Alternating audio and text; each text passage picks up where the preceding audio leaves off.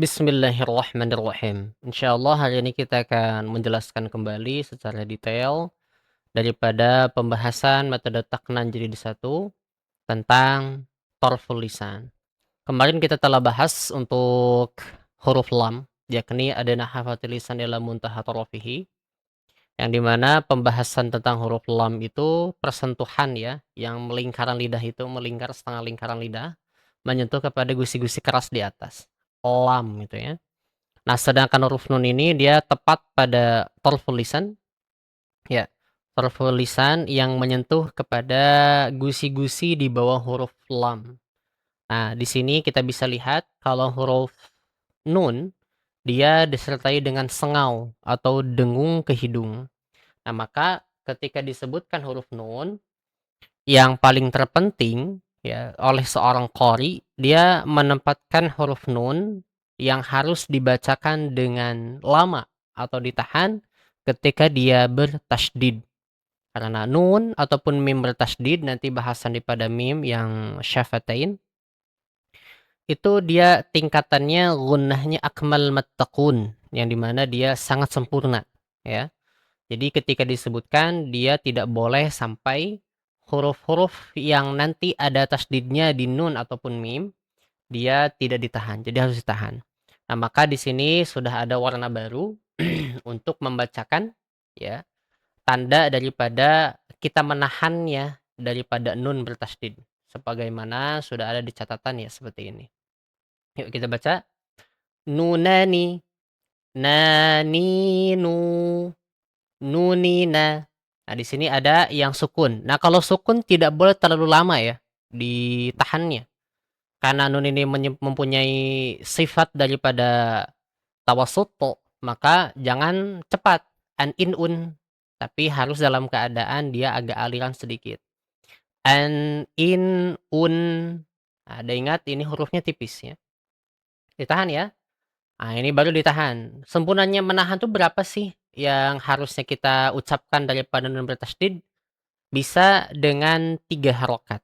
Salimnya ya, selamatnya. Atau semua tentang bacaan Al-Quran itu tergantung nanti daripada guru masing-masing yang akan nanti mengistiqomahkan kita bagaimana cara supaya penyebutan ikhfa atau gunah yang lainnya itu sempurna gitu, berapa panjangnya atau lamanya. Jadi kalau saya pribadi, kalau bertalaki kepada saya, maka ditahannya lumayan agak lama lah ya. Anna, unnu, inni, nana, lunila, nulini. Nah, di sini ada huruf tebal. Ingat ya, yang warna ungu itu harus dibaca dengan panjang. Ketika ditahan, maka na-nya tipis. Jangan sampai dia terbawa tebal. Contoh, innu, nu, tidak boleh. Nulluh, tapi inna. Na dulu ya. Baru ke lafaz Allah, ketika masuk di lam lafaz Allahnya, tebalkan. Inna, oh. Nah, langsung tebal seperti itu. Innallaha, innaka, inni, naqaka. Nah, itu ya. Maka untuk para pengajar, ketepatan peserta didik dalam nun ini paling utama adalah yakni di penahanan tasydid dalam huruf nun dan juga sukunnya ya. Tidak boleh terlalu cepat dan tidak boleh terlalu lambat ya. Kemudian bagian berikutnya yang nun ini tidak boleh dalam keadaan awas panjang pendeknya tertukar ya.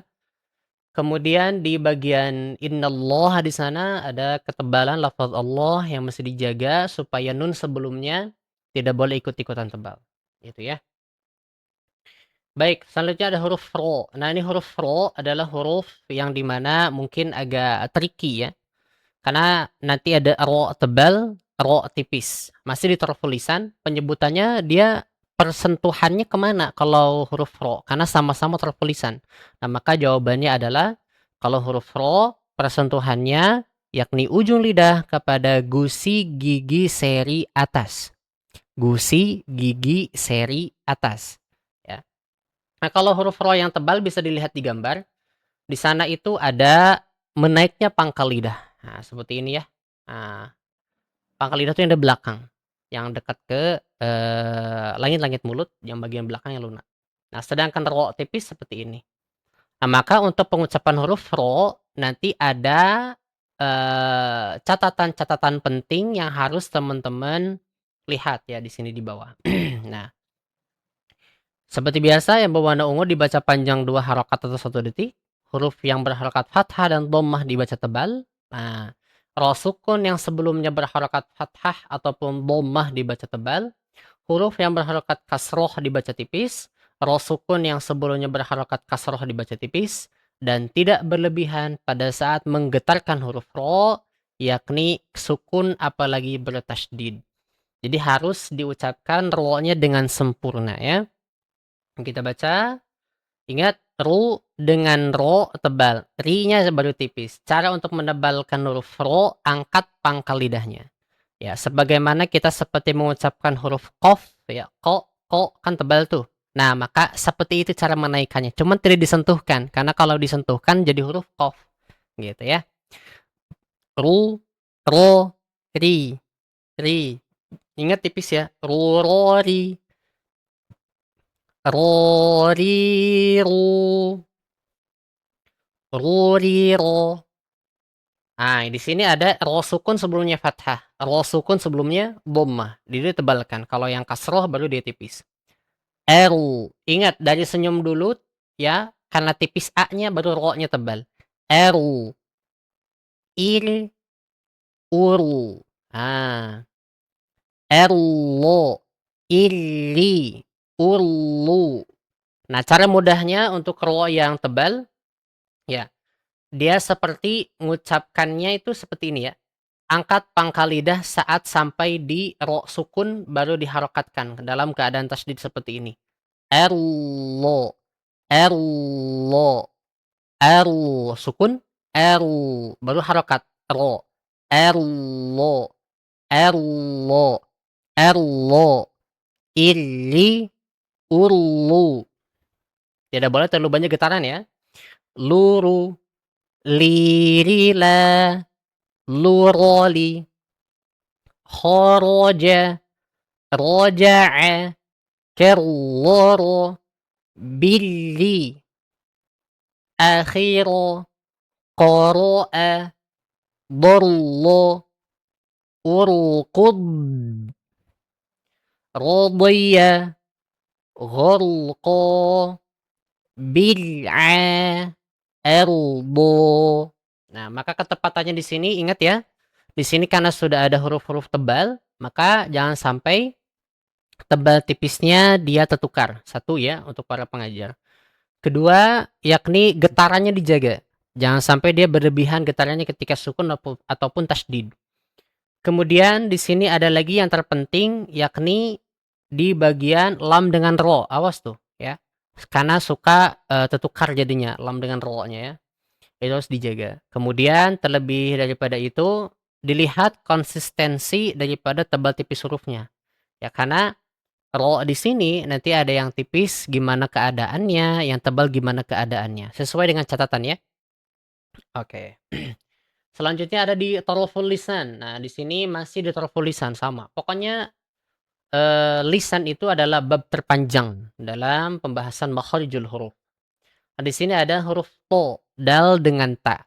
Sama di ujung lidah, namun ujung lidahnya ketika kita ucapkan di sini dia persentuhannya di pangkal gigi seri atas. Kalau sebelumnya gusi gigi seri atas, sekarang pangkal gigi seri atas. Nah, huruf to dia tebal, sedangkan dal dengan ta dia tidak tebal. To dengan dal dia mantul, sedangkan ta dia tidak memantul tetapi keluar nafas ketika dia sukun. Maka ketika diucapkan ada perbedaan signifikan di antara ketiga huruf ini, yakni dalam sifatnya. Jadi dalam apa namanya catatannya atau tulisannya Syekh ya Ibnul Jazari itu diterangkan bahwa yang membedakan antara makhraj ya kalau sama makhrajnya maka sifatnya membedakan. Maka sebaliknya juga jika sifatnya yang sama Nah, maka yang membedakan adalah makhrajnya. Seperti itu. Yuk kita tebalkan tu, to, ti. Ingat huruf to ketika diucapkan triknya adalah tegangkan huruf to. Sama dengan kita nyebutkan ta, hanya saja kalau huruf to vokalnya o, kemudian ketika diucapkan dia mengangkat pangkal lidahnya beserta dengan tengahnya. Kenapa? Karena dia itbal kok, sangat tebal. Tu, to, ti, tu, to, ti. Nah, ti, ti, ingat ya. Tu, to, ti. To, ti, tu. Ingat, ketika qalqalah di sini sukun tidak boleh dalam keadaan dia lambat memantulnya. Alto, ito, uto. Nah, itu ya.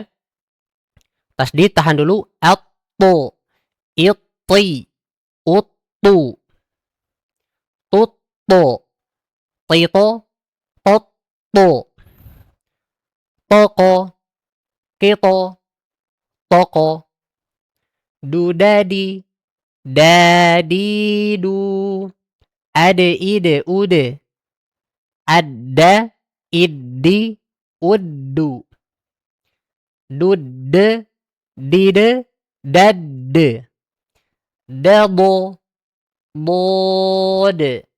Itu boleh di mad aja disukunkan boleh. Dabo, tutati, tatitu, at, it, ut. Nah, ada hamsnya ya.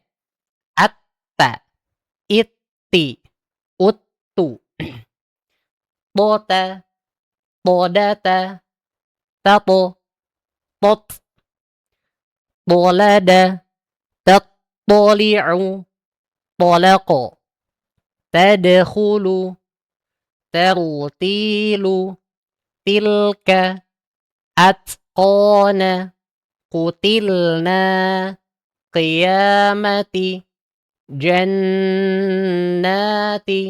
laqad, taqruda. Nah, itu dia ya. Maka keberhasilan daripada to dal dengan ta ini, lihat kalau to dengan dal mantul, kalau tidak ada tasdid mantulnya maka tidak perlu ditahan. Kalau ada tasdid ketika dipantulkan maka mesti ditahan.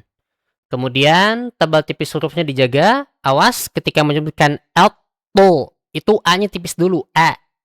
Baru ke to tebal, jangan uttu, tapi to, itoi, uttu. Jadi jangan sampai dia tidak boleh ya. Jangan ikutan tebal. Kemudian dijaga taknya yang hams-hamsnya di situ ya ketika sukun. Dan terlebih lagi di sini karena sudah ada juga huruf-huruf yang panjang, dilihat panjang pendeknya. Baik, cukup sekian untuk part kali ini. Kita lanjutkan lagi di part berikutnya untuk huruf-huruf berikutnya. Masya Allah. Assalamualaikum.